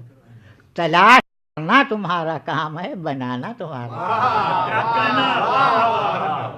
جب یہ آیت نازل ہوئی، اب تفسیر ابن کثیر میں ہے، بڑی قدیم تفسیر، وہ بھی اب موجودہ تفسیر میں جملہ آپ کو نہیں ملے گا. تو ابن کثیر نے لکھا ہے کہ جب یہ آیت نازل ہوئی تو کسی نے پوچھا اب میں کیا نام لوں. کس نے پوچھا؟ بس یوں سمجھیے کہ انہوں نے پوچھا جن کے کارنامے لاسانی ہیں.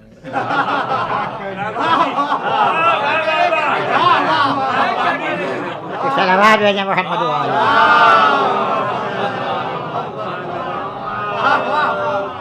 کا سرکار، کیا یہ وسیلہ قیامت تک ہے؟ آپ نے فرمایا کہ ہاں، میں یہاں دین لانے کا وسیلہ ہوں تو قیامت میں گناہ بخشوانے کا. کہ حضوری فرمائیے کہ میں یشفع معک، وہاں مقام شفاعت میں آپ کے ساتھ بھی کوئی ہوگا؟ فرمایا ہاں، میں اکیلا نہیں ہوں گا، میرے ساتھ علی ہوں گے، فاطمہ ہوں گی، حسن ہوں گے، حسین ہوں گے. کہا کہ سرکار آپ تو مقام شفاعت میں ہوں گے، ہم وہاں تک کیسے پہنچیں گے؟ یعنی مطلب یہ تھا کہ حضور یہی فرمائیں گے کہ میں رحمت للعالمین ہو، گھبراتے کیوں ہو، ملائکہ کی فوجیں ہوں گی، دھوم دھڑکا ہوگا، باجا گاجا ہوگا، آگے آگے ترنگا ہوگا.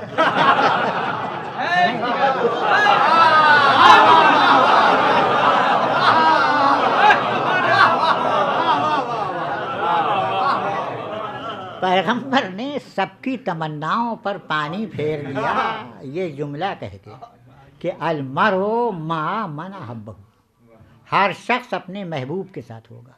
چلیے طے ہوگی بات، ہر شخص اپنے محبوب کے ساتھ ہوگا. ٹھیک ہے، میں اپنے محبوب کے ساتھ، وہ اپنے محبوب کے ساتھ، آپ اپنے محبوب کے ساتھ، وہ ان کے محبوب کے ساتھ. ٹھیک ہے.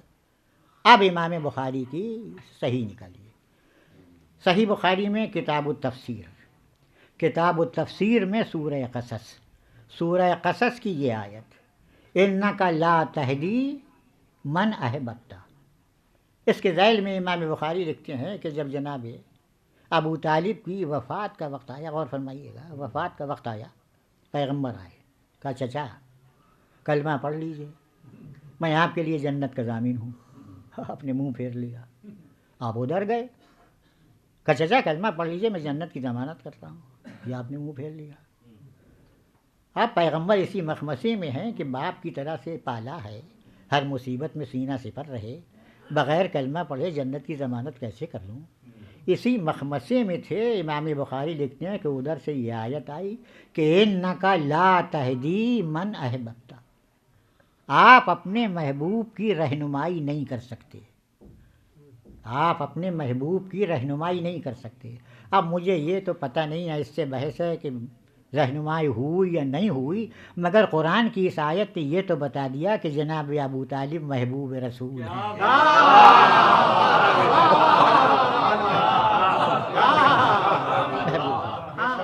اب یاد رکھیے کہ جہاں ابو طالب ہوں گے وہاں رسول اکرم ہوں گے.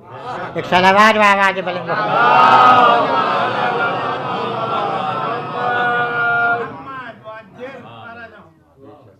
دیکھیے جس نبی کو قرآن نے آواز دی اس کا نام لے کے پکارا، کسی بھی نبی کو پکارا نام لے کے پکارا. یا آدم اسکن انت و زوجک الجنہ، اے آدم تم اور تمہاری شریک حیات یہ دونوں کے دونوں جنت میں ساکن ہو جائیں. یا نوح بسلام منا، اے نوح سلامتی کے ساتھ سفینے سے اترو. یا ابراہیم قد صدقت الرؤیا، اے ابراہیم تم نے اپنا خواب سچ کر کے دکھا دیا. یا داؤد انا جعلناک خلیفۃ فی الارض، اے داؤد ہم نے تم کو زمین پر خلیفہ بنایا. یا موسیٰ انی انا اللہ، اے موسیٰ میں ہی تو اللہ ہوں. یا عیسیٰ انی متوفی کا ورافعو کا الیہ، ان انبیاء کو پکارا تو نام لے کے، اچھا ہمارے نبی کو جب بھی پکارا کبھی نام نہیں لیا، ہمیشہ لقب کے ساتھ پکارا، یاسین اے سید و سردار، طٰہٰ، مفسرین لکھتے ہیں کہ تا کے معنی ہے یا طاہرن من الذنوب، اے گناہوں سے پاک، ہا کے معنی ہے یا ہادیان الی علام الغیوب، اے علام الغیوب کی طرف رہنمائی کرنے والے، عہدہ منصبی کے لحاظ سے پکارا تو یا ایھا الرسول بلغ، یا ایھا النبی انا ارسلناک، یا ایھا المزمل، اے کملی اوڑھنے والے، یا ایھا المدثر، اے چادر اوڑھنے والے۔ خالق کی نظر جس طرح سے ذات گرامی پر ہے اسی طرح سے اس لباس پر ہے، خالق کی نظر میں جتنا ذات گرامی محبوب ہے اتنا ہی وہ لباس بھی محبوب ہے کہ جس کا تعلق جسم اقدس سے عارضی ہے، عارضی لباس خالق کی نگاہوں میں اتنا محبوب، اب سوچئے کہ وہ آغوش کتنی محبوب ہوگی، صلوات بھیجیں محمد وعلی، کتنی محبوب ہوگی، جس کی گود میں جس آغوش میں پیغمبر نے پرورش پائی ہو۔ بس اس سلسلے میں کافی بات ہے۔ سورہ انعام کی 146ویں آیت، پیغمبر نے فرمایا کہ دیکھو یہ چیزیں میرے اوپر حرام کی گئی ہیں، مردار، خون، سور کا گوشت، وہ جانور جس پر خدا کے علاوہ دوسرے کا نام لیا گیا ہو، ذبح کیا گیا ہو۔ زید ابن حسام آپ کے صحابی، انہوں نے دعوت کی پیغمبر کی، پیغمبر اپنے اصحاب کو لے کے ان کے یہاں پہنچے، آپ کے سامنے دمبے کی بھنی ہوئی ران لا کے رکھی گئی۔ پیغمبر نے زید سے پوچھا کہ اس کو کس نے ذبح کیا جانور کو؟ کہا فلاں شخص نے۔ فرمایا وہ تو مشرک ہے، مشرک کا ذبیحہ جو ہے اس کا گوشت نجس، تمام مسلمانوں پر اس کا کھانا حرام، اور میں تو رسول ہوں، میرے اوپر بدرجہ اولا حرام، یعنی مشرک کے ذبیحے کا ایک لقمہ بھی پیغمبر پر حرام۔ اب غور فرمائیے گا کہ پیغمبر نے 50 و 55 برس ابو طالب کے گھر میں کھانا کھایا۔ صلوات بھیجیں محمد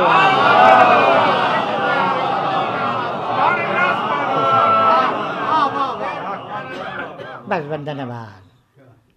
اب آخر میں کہنا یہ ہے کہ جب پیغمبر دنیا میں آئے تو خانہ کعبہ سے ایک آواز آئی کہ جاکم النذیر، تمہاری طرف وہ ڈرانے والا آیا، ماہ عز الابد والرمح الاکبر، جس کے ساتھ عزت ابد بھی ہے اور رمح اکبر بھی ہے۔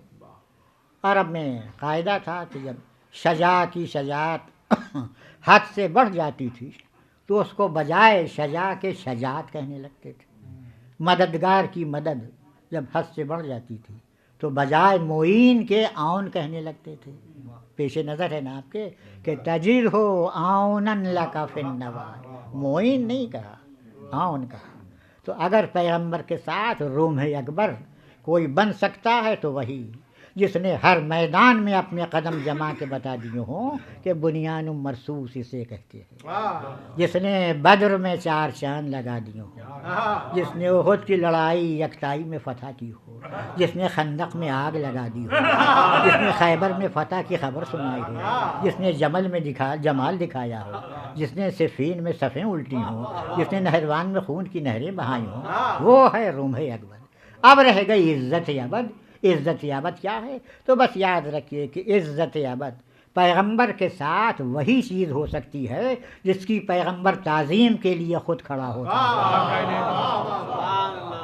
جس کو دیکھ کے استقبال کے لیے کھڑا ہو جاتا ہو۔ صحیح ترمذی کی روایت ہے کہ اذا دخلت فاطمہ، تو جب بھی فاطمہ بزم رسالت میں آتی تھی، فقام الیہا، پیغمبر تعظیم کے لیے کھڑے ہو جاتے تھے، ورحبہا، مرحبا فرماتے تھے، وقبلہا بین عینیہا وشفتیہا، دونوں آنکھوں کے درمیان بوسہ دیتے تھے، وَأَجْلَسَهَا فِي مَكَانِهِ، اور اپنی جگہ پر بٹھاتے تھے. ہر لفظ شہزادی کی جلالت کو نمایاں کرتی ہے. لیکن یہ کیا کم ہے کہ جب تک سیدہ بیٹھی ہیں پیغمبر اپنی جگہ پر بیٹھیں گے نہیں، بیٹھیں گے نہیں. میں پوچھتا ہوں کہ یہ تعظیم بحیثیت بیٹی کی تھی؟ اگر یہ تعظیم بحیثیت بیٹی کی ہوتی تو ہر باپ اپنی بیٹی کی تعظیم کے لیے اٹھتا. ماننا پڑے گا کہ یہ تعظیم بحیثیت منصب فاطمہ ہو رہی ہے.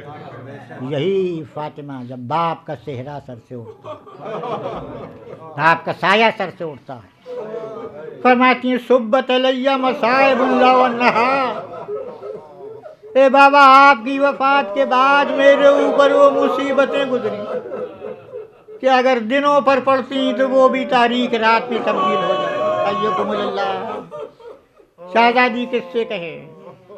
جب شہزادی کا عقد ہوا ہے پیغمبر آئے، شہزادی کا ہاتھ امیر المومنین کے ہاتھ میں دیا، بڑھ کے فرماتے ہیں نعم البال، تم کو شوہر مبارک. امیر المومنین سے فرماتے ہیں نعم الزوج، تم کو زوجہ مبارک. اس کے بعد ایک جملہ فرماتے ہیں بیٹی دیکھو میرا ابن ام نادار ہے، کوئی فرمائش نہ کرنا، کوئی فرمائش نہ کرنا. ساری زندگی رفاقت میں گزر گئی. جب آخر وقت آیا شہزادی نے امیر المومنین کو بلایا، بلا کے کہتی ہیں ابو الحسن اتنا زمانہ آپ کی رفاقت میں گزرا، آج تک میں نے کوئی فرمائش نہیں کی، آج ایک تمنا ہے. کہاں علی کی بیٹی بتاؤ؟ فرماتی ہیں ابو الحسن وہ مجھے کرتا دکھا دیجیے جس میں آپ نے بابا کو غسل دیا تھا. مولا وہ پیراہن لائے، شہزادی نے اپنے چہرے پر ڈالا، اتنا روئیں کہ روتے روتے غش آ گیا. عزادارو اس میں تو کوئی تیر کا نشان نہ تھا، کوئی تلوار کا نشان نہ تھا، لیکن باپ سے بچھڑی بیٹی کے لیے باپ کا غم تازہ ہو گیا. ذرا زینب ام کلثوم کے دل کی خبر لیجئے. حسین کا کرتا تیروں سے چھلنی جب دیکھا ہوگا تو دل پر کیا گزری ہوگی. واہ حسینہ واہ خواہا کا نوحہ ولد دیا. اجلکم اللہ. جو شہزادی کی وفات کا روز تھا صبح کو امیر المومنین آئے، دیکھا سیدہ غش میں ہے، سرہانے کھڑے ہو گئے. جو کہ فرماتے ہیں اے یادگار خدیجہ ذرا آنکھیں کھولو. شہزادی نے آنکھیں کھولی. کہ ابو الحسن ٹھہر جائیے، کچھ وصیتیں کرنا چاہتی ہیں. ابھی باپ کو خواب میں دیکھا تھا. فرما رہی ہیں بیٹی آج کی رات تم ہمارے پاس ہو. وقت مفارقت قریب آ گیا، چند وصیتیں سن لیجیے. کہ جب میں دنیا سے اڑ جاؤں تو میری خالہ زاد بہن سے اپنا عقد کر لیجیے گا. دیکھیے اپنے ہاتھ سے مجھے غسل دیجیے گا، اپنے ہاتھ سے کفن پہنائیے گا، میرے جنازے پر دشمنوں کو نہ آنے دیجیے گا، میرا جنازہ پردہ شب میں اٹھائیے گا. ابھی یہ وصیتیں کر ہی رہی تھیں کہ ایک مرتبہ حسنین گھر میں داخل ہوئے. دیکھیے میں نے یہی دیکھا تاریخ میں بھی کہ جب ماں پر کوئی مصیبت وہ وقت پڑتا ہے تو بچوں کو سامنے سے ہٹا دیتی ہے. میں نے دیکھا کہ جب اولاد پر کوئی وقت پڑتا ہے تو ماں خیمے کے دروازے پر آ جاتی ہے. امیر المومنین نے کہا بیٹا جاؤ اور جا کے ماں کی صحت کے لیے نانا کے روضے پر دعا کرو. بس یہ فکر سنیے، نانا کے روضے پر دعا کرو. حسنین روضے کی طرف بڑھے، بہت جلدی واپس بھی آ گئے. فرمانے لگے بیٹا کیا تم گئے نہیں؟ عرض کیا بابا ہم لوگ گئے. جب روضے کی طرف بڑھے تو آدم کی آواز آئی کہ محمد کے نواسے آ رہے ہیں. اے بابا ابراہیم کی آواز آئی کہ علی کے نور نظر آ رہے ہیں. بابا اسماعیل کی آواز آئی کہ سیدہ کے یتیم آ رہے ہیں. اے بابا اب ہماری ماں کا سایہ ہمارے سر سے اٹھنے والا ہے. اجرکم اللہ.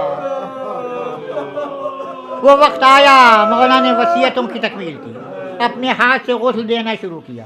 جب کفن کے بند باندھنے لگی تو آواز دی زینب آؤ ماں سے رخصت ہو لو، ام کلثوم آؤ ماں سے رخصت ہو لو، حسن آؤ ماں کو ودا کر لو، حسین آؤ. ایک بچے کو بلایا.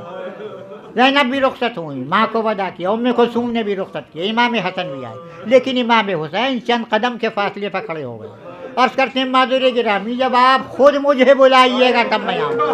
ایک مرتبہ بندے کا فن ٹوٹے، شہزادی نے دونوں ہاتھ پھیلا دیے. آئے حسین آ میرے سینے سے لگ جا. حسین ماں کے سینے سے لپٹ گئے. آواز آئی ابو الحسن جلدی حسین کو الگ کرو، ملائکہ میں تہلکہ پڑا جاتا. مولا آگے بڑے، حسین کو ماں کی لاش سے الگ کیا. میں کہوں گا مولا یہ آپ کا گھر ہے، یہ کربلا نہیں ہے کہ جہاں سکینہ باپ کی لاش سے لپٹی بیان کر رہی ہیں. اے بابا آپ نے جو گوشوارے پہنائے تھے وہ شبر تماچے مار کے اتارے.